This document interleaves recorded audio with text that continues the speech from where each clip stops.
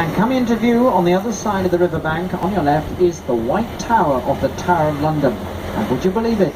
That White Tower, you can see right now, was built by William the Conqueror of Normandy, France in 1078, as you are looking at a Norman castle, built to impress, but also to intimidate.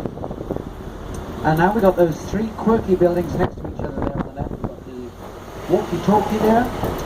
In the middle, the cheese grater. To the right of it, the cocoon building, is the Gherkin by Norman Foster. Down to the right is Canary Wharf, and further down there is Greenwich, the maritime town. That's a 30-minute boat ride from here to Greenwich. Remember, that is now included in your tickets. Here's the Tower Bridge exhibition I was talking about here below on your left. And if you want a river cruise back up to Westminster, the pier is over there on the left-hand side.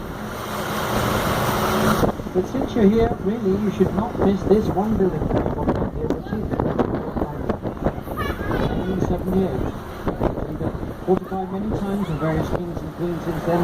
Today we have the crown jewels and the world's largest flawless white colored dining room there. Bedrooms, clothing, armory, and prison cells. And something else to see down here below on your left, it's a moat until the 19th century. Got too polluted, so they filled it in. Today, right now, we've got thousands of red ceramic poppy flowers down here.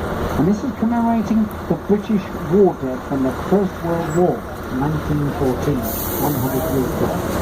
It's not finished yet. It's going to be finished by Armistice Day in the beginning of November. And when it's finished, they're going to have down there 888,246, representing only the British war dead from the First World War. It's all done by volunteers, and